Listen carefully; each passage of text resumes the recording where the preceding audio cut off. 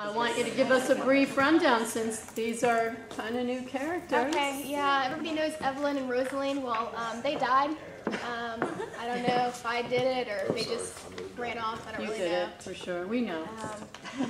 Anyways, I was trying to type something up, and I was like, I just had to kind of submit something. This wasn't going to be my final piece, and then I didn't come up with anything else, so voila. Okay. You just read the whole thing. The play's called Magical Pterodactyls. Synopsis. Taro's been commissioned to write an obituary for a T-Rex victim. He's fighting with writer's block. Taro's slightly unbalanced and ADHD-afflicted friend, Dactyl, tries to help him finish the obituary. The setting. Open stage, one plain desk and chairs in the middle. The pterodactyl Taro sits writing and scratching things out on a piece of paper. All action takes place around the desk. Dactyl enters from stage left.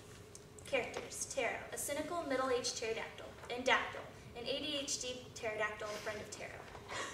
Wait a minute. Which one am I? You're Taro. You're Taro. He's obviously supposed to be ADHD. Taro, muttering to himself and feverishly writing.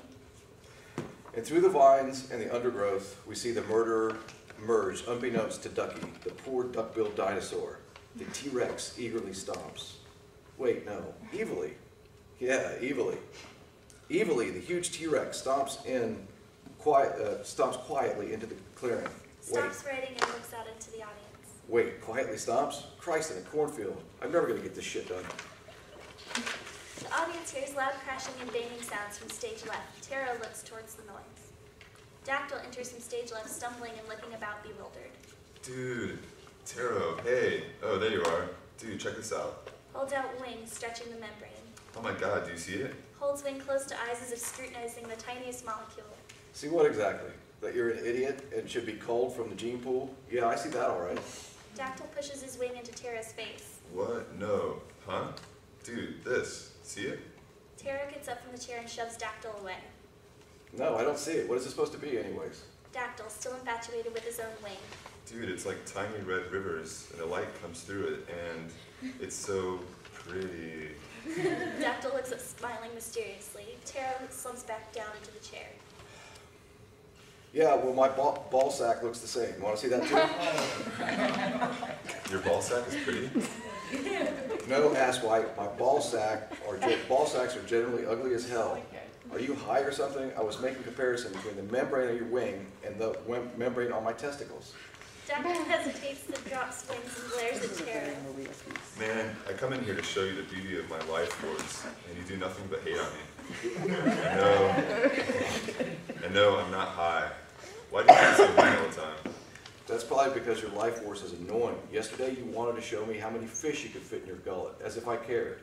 And the day before you had me check your ass for possible feather formation. Let me tell you something, dude. You would be the last pterodactyl on the entirety of Pangea to have an evolutionary breakthrough. Now leave me alone so I can write this damn obituary. Dactyl ignores the insult, clicks closer to read the paper on the table. Who died? Get away from me. You can't read it anyway, numbnuts. Taro answers the question. Some bimbo named Ducky. Dactyl, surprised. Oh, not the Ducky. She was famous. She did like 16 movies. Taro, leaning over the paper, rereading it. I don't know, I guess it was her. It's a job, that's all I care about. Some guy named Petrie paid me to write the obituary, so here I am. Dude, really? Land before time? That is awesome. Except that you keep distracting me, jackass. Taro looks to Dactyl, who is now examining the bottom of his foot. Oh, Christ on a stick, can't you freaking concentrate for one freaking minute? You're like a retarded dingleberry. Just get away from me so I can write this damn thing. Taro turns back to the paper angrily while Dactyl flaps his wings in anticipation. But I can help. Let's start with how she died. Taro, trying to ignore Dactyl, continues to scribble on paper. Her head was bit off. Oh, well, maybe we can leave that part out. What was she doing before she was attacked? Oh, I bet she was signing autographs. I hear her 16th movie was only half as bad as her 15, so she probably got some new fans. Taro gives up trying to ignore Dactyl. He leans back in the chair and looks at him. Well, I heard she was busy blowing Littlefoot. That's why she didn't see the T-Rex. Apparently Littlefoot is a lot littler since the accident too. That's what Petrie said anyways. Who knows though, Littlefoot is probably just using this whole I got my penis bit off as an excuse for his chronically short member. Kind of embarrassing though for a long neck, huh? You have certain expectations with that kind of guy. Taro looks at his That's not funny. You don't know what it's like to have a small penis. You're right, I don't. To himself. You're right, I don't. Dactyl shuffles his feet and flaps his wings about. Well, why don't you write an obituary for Star Magazine instead? That way you can write what you want about her. Yeah, well, writing what I want doesn't pay the bills.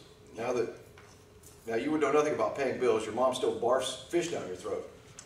Dude, leave me alone. It makes her happy to digest my food for me, so I let her. What's wrong with letting your mom be happy? Dactyl flaps his wings in frustration. Nothing, man. It's just you got to draw the line somewhere. But hey, whatever. Anyways, I heard that the Star paid like $32,000 for pictures of Spike's sex change. I'm sure they would pay well for a story on how the famous ducky met her end. The next month, you could come out with a breaking news deal on Littlefoot's small penis. It's foolproof. Dactyl jumps about excitedly. Well, that's fairly clever considering it's coming from you. But it's a little harsh on Petrie. He was friends with Ducky, right? Dactyl, suddenly angry. He fucked my sister and left her with 12 eggs. He deserves it.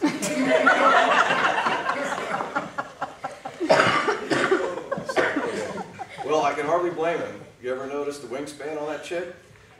That's centerfold material right there. Dactyl, exasperated. Dude, she's my sister. And hey, listen, all I'm saying is I'd jump on that if I were you. But she's my sister. Yes, but why you establish that? Can't you keep up with the conversation like a big boy pterodactyl? Dude, you're the biggest gaping asshole on the face of this planet. Dactyl pauses. Tara stretches lazily. Hey, Tara, What? since you got nothing to do, can I ply your sister? Oh, I fucking hate you.